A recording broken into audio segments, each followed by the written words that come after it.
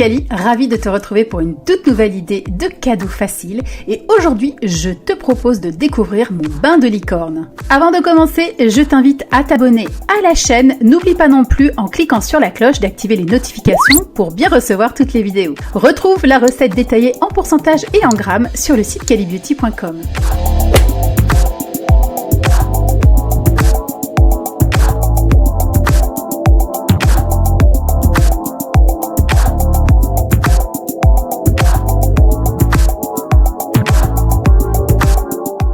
J'utilise ici 49% de sel d'Epsom et je vais venir en prélever une petite portion. Là, c'est vraiment aléatoire, c'est simplement pour le colorer. Donc à vous de choisir si vous voulez plus ou moins de sel coloré.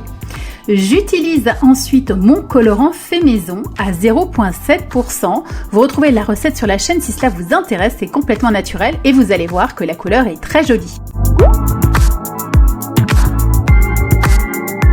Je vais ensuite utiliser 49% de sel rose de l'Himalaya auquel je vais ajouter 1,2% de mica, là aussi pour colorer. Je remue bien jusqu'à temps que ce soit complètement homogène et bien dispersé. J'utilise le reste de mon colorant pour teinter la petite part de sel d'Epsom qui me reste de côté et là aussi je mélange. Je vais donc avoir un sel qui va être coloré mais de façon mate avec le sel rose de l'Himalaya, tandis qu'avec le sel d'Epsom on a vraiment beaucoup plus de luminosité et c'est très brillant. Je vais ensuite placer l'ensemble de ces mélanges à l'intérieur d'un joli flacon licorne. Si tu ne l'as pas vu, je te montre comment réaliser ce type de flacon pour customiser et offrir un cadeau un peu plus original qui fait plaisir. On va pouvoir utiliser un cosmétique mais aussi conserver un beau flaconnage et le réutiliser. Je vais donc insérer les différentes couches de sel qui sont prêts et je vais interposer du sucre. Alors le sucre, il n'y a pas de dosage particulier, c'est vraiment plus pour le côté esthétique mais en même temps ça apportera une touche d'hydratation au bain et donc j'alterne et je remplis mon flacon. C'est une recette qui est vraiment simple et où on peut laisser aller son imagination. Vous pouvez utiliser n'importe quel mica ou colorant de votre choix. Vous pouvez également rajouter un parfum, une fragrance ou bien une huile essentielle si vous le souhaitez. J'espère que ce tout nouveau DIY t'a plu. Si tel est le cas, fais-le moi savoir. N'hésite pas à me laisser toutes tes impressions en commentaire.